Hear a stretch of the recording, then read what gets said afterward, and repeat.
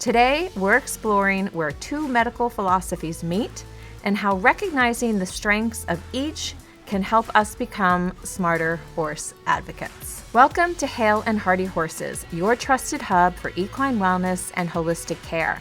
Hi, I'm Dr. Rebecca, and I'm your host.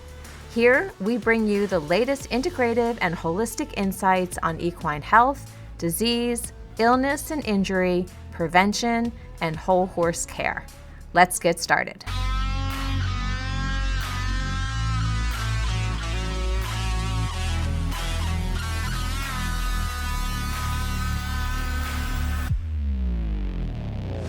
Hi guys, today we're exploring how we can provide the best care to our horses and the integrative view that will guarantee we're using all the resources available to us to do that. I found that over the years, the average horse enthusiast really doesn't understand this topic very well, and this is why I wanted to start here as the very first podcast for Hale and Hearty Horses. So let's talk about a particular case to start off. I recently worked with a horse that had actually sustained a high suspensory injury on the right front. So if we look at this from a strictly Western view of the injury, obviously the vet's approach was to do a lameness exam and then some diagnostics, which included an ultrasound. And then the doctor went on to prescribe a treatment, which included rest followed by rehabilitation before the horse could get started back into work. This is typical, and probably you have experienced this yourself.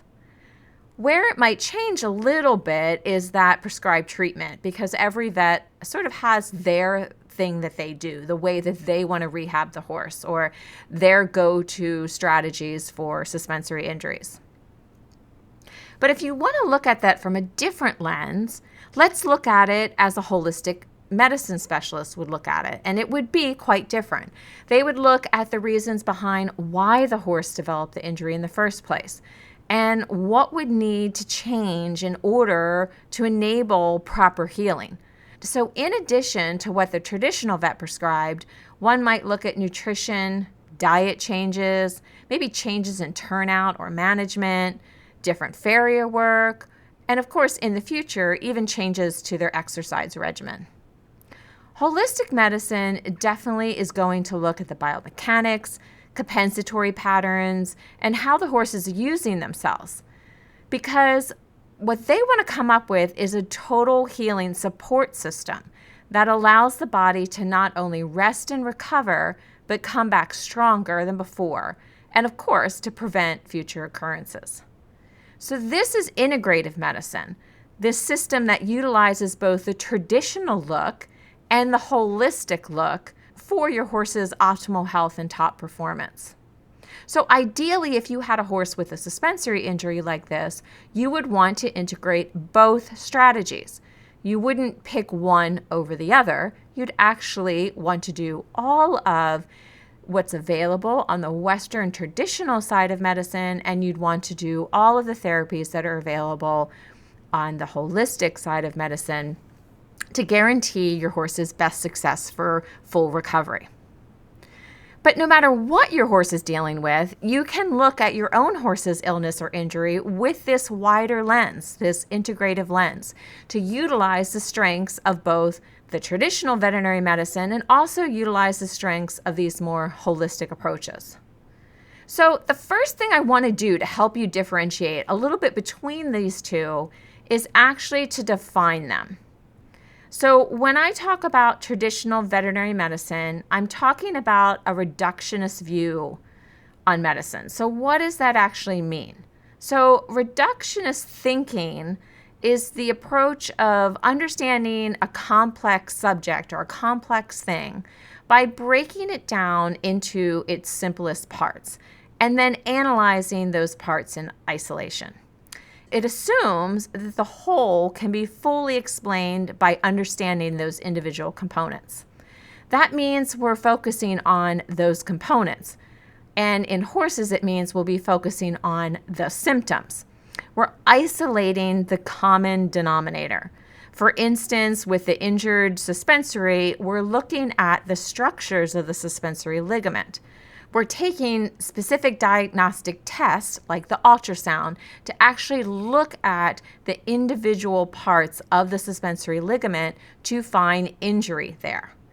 So whenever we're looking at something with this reductionist approach, we're looking at all the little structures, the parts, the organs, the blood work, the cells, the subcellular components, the hormones, whatever for that particular case, and it's in sort of isolation. It can be really dialed down to the tiniest factor thanks to this amazing research that we see now in modern medicine. So your traditional vet that practices traditional Western medicine is actually looking for a specific symptom, a specific diagnosis, a specific mechanism of the body. That kind of look is very precise. It is really looking at the tiny details. And the strength of this kind of medicine is in those tests. It's in those diagnoses. It's in the details of the disease. And with this look comes a vast array of pharmaceuticals to treat the tiniest components. However, often this medicine gets bogged down in treating a continual array of symptoms. And the practitioner can get lost looking at these individual segments, or what I want to say, the individual leaves, and forget about the forest or the big picture. So the big picture is where the other part of integrative medicine shines. That's in the holistic side. So there's two components that I want to focus on that I want to clarify today when it comes to holistic medicine. The first one is that this whole idea of holistic medicine does exactly what it says. It looks at the whole horse. That means not just the symptoms, but the patterns, the horse's environment, their behavior, their emotional state, their diet, their relationship with their rider, their systems, their biomechanics, their compensatory patterns, all of it. It's looking at the trees, but it's really looking at how they're related to the whole forest. And that means looking at not just the body, but the mind and spirit as well. It's not about looking at one symptom and trying to rid the body of it. So let's put this in the context of one particular holistic medicine. As many of you know, I'm a Chinese medicine practitioner. In Chinese medicine, we actually look at syndromes, so we don't actually look at symptoms. Now, we always want to hear about the symptoms because we look at an accumulation of symptoms and they become a syndrome. And the Chinese, over thousands of years, had developed these syndromes and then provided treatment strategies for the syndromes. So this takes into account all the particulars of the horse for a holistic view of their health, meaning all aspects. It's actually not focused on treating the individual symptom because that would no longer be this holistic view on health. We have this saying in Chinese medicine that many diseases, same treatment. Same disease, many treatments. And I like to describe this sort of in a human view. Let's just take one symptom, headache. I could have 4 people come to me with a headache, and potentially they could have 4 very different treatments. When I look at the whole body and I start to review everything that's going on with that person, then I start to pick up on the person's syndrome, and those syndromes fit into patterns, and we actually treat the pattern. So you could have 4 or 5 different patterns for just one symptom of headache. So it's a broader view than just looking at one symptom. It's the same with horses. By doing a thorough history of the horse, you start looking at the horse from a larger perspective. And so not every horse with the same illness will get the same treatment. And a lot of people don't understand this, even in the context of alternative and complementary therapies. They think there are certain protocols for specific symptoms, and that's really not how it works. Instead, the treatment is individualized to that particular horse. So to use the sample before of the horse that had a suspensory injury, not every horse that has a suspensory injury will get the same treatment. Now, I could go really into depth with the principles behind that, which we're not going to do today. But this kind of makes sense even if you think about it just superficially for one moment. Because, for instance, one horse might have a high suspensory injury because it landed on the other side of a jump poorly, maybe due to fatigue or some dietary insufficiencies. While another horse might have chronic inflammation in the suspensory because it's offloading a hind leg due to chronic pain. So even just that very superficial look, those two horses would be treated very differently. So when you get into the specifics of those patterns and these syndromes, it can get pretty complicated quickly because of the individualization of it. Holistic medicine isn't even just looking at one thing, two things, or even 10 things. It's looking at everything, or as many aspects of equine health that it can.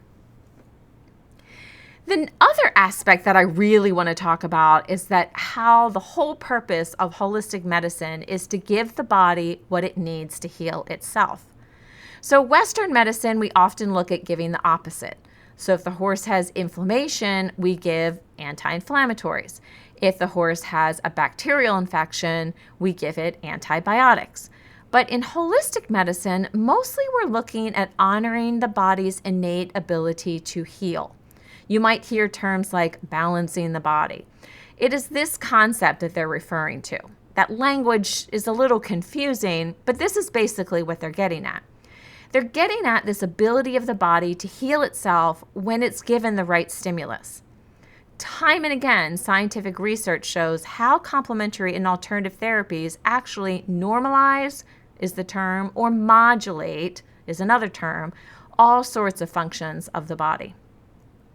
While there might be some ways that traditional medicine does that too, this is very specific to holistic medicine. And so much so that I want to mention this one study, because constantly in research we're finding, and we are amazed, at how efficient the body is at correctly responding to illness and injury. And sometimes we've intervened, and then we've gone back later and learned that, hey, wait a minute, we're not looking at this correctly. We're intervening and we shouldn't. So there's this study called Neutrophil-Driven Inflammation Resolves Inflammation and Promotes Tissue Repair. And basically what the researchers found is that neutrophils, which is a type of white blood cell, is activated early on in pathogen invasion or injury.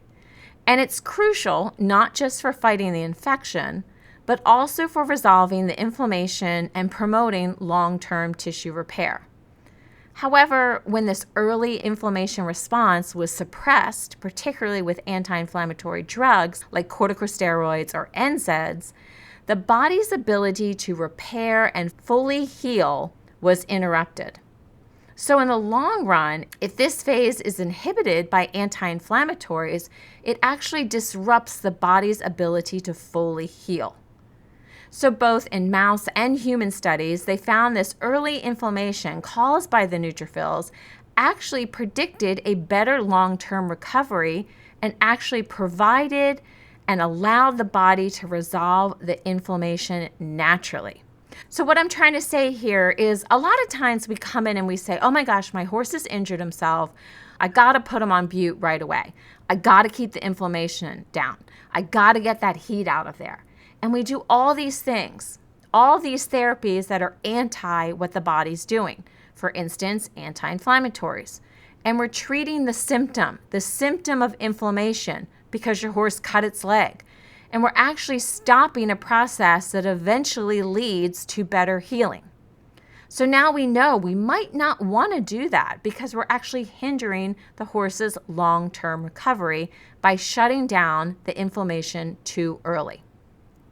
That isn't the right thing to do because basically what's happening is that the body's immune system is actually amping up and it's going to the site of injury. And then there's this whole cascade that happens, and that cascade has a purpose. We can talk about that in a future podcast, like the whole cascade. Basically, the body's not dumb. The body's very smart, and we're actually learning this through all sorts of scientific research that, hey, yeah, the body is smart. And maybe us coming in and saying, oh, you don't know what you're doing, we're going to take over, may actually not be the best treatment for our horses. So in contrast, in holistic medicine, we actually honor that body's intelligence. We honor the way that the body heals itself.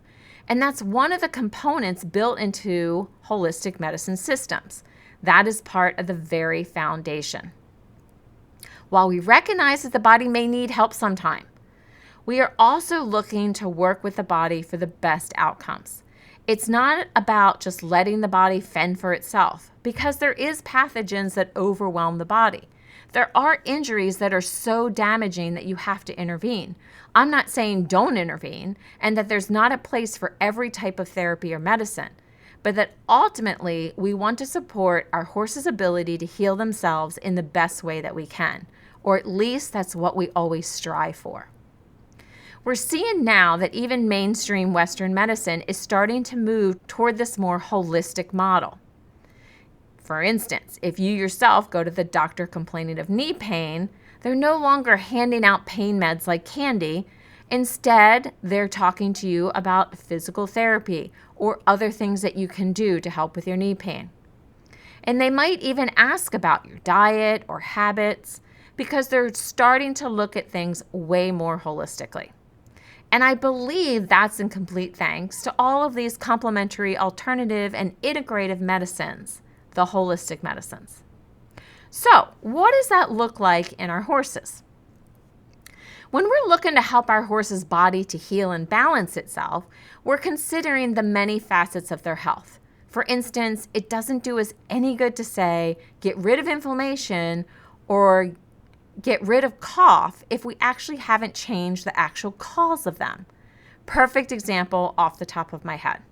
You have a horse that lives in a very dusty environment with moldy hay. It doesn't really do a lot of good to put it on a cough suppressant, an expectorant, and an antibiotic if you don't go in and change the environment, change the hay, change the diet, get the horse into fresh air, and repair the damage to the lung. That's the holistic look. It makes perfect sense. Over the past 30 years, I've seen this divide where people either want to go totally holistic or they want to go totally traditional. And I really feel like that the reliance on one system of medicine is an error. There is strengths and weaknesses to both of them. To use all the resources available, you as a horse owner or a trainer or a caretaker should be looking at integrating the strengths of both of these approaches. So, where do these approaches fit together? Well, I like to look at what the strengths are of each of the medicines. So, the traditional reductionist veterinary medicine, well, they, of course, shine in diagnostics. They shine in the MRIs, the CT scans, the X-rays, the ultrasounds. They also really shine in emergencies, whether it be colic, a severe injury, a high fever. It also really shines in pharmaceuticals, in the vast array of drugs and medications that are available to us for our horses.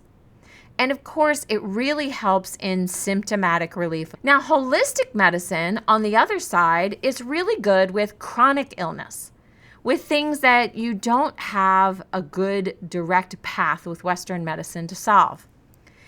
It's also really good with whole body health and preventative medicine. It also is really good at addressing compensatory patterns. And what I've seen over the years is its drastic ability to increase the baseline of health. So I've seen over and over again where horses are able to recover faster, they're able to do their job easier, and it's just this baseline of health is so much higher than it was. And of course, holistic medicine is really good at looking at those mental and emotional issues. And while you may be fond of one system over another, they both have their place. Most of the time, I would say that horses need both. We have to look at the horse as an individual and then give them the medicine they need most in that moment. And most of the time, that actually works out to be both of the medicines. Both have scientific evidence supporting their use, and both have their role, as we see in those strengths and weaknesses. Let's just take it on a basic level as an example. So, for instance, a common problem with performance horses is hock pain.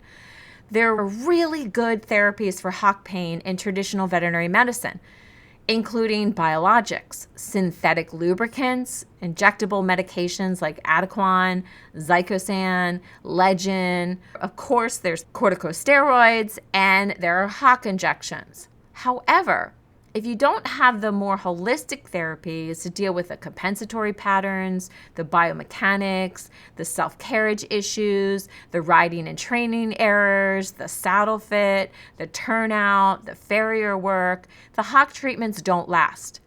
And in fact, with regular bodywork therapies, I have seen repetitive hock injections can be delayed quite drastically.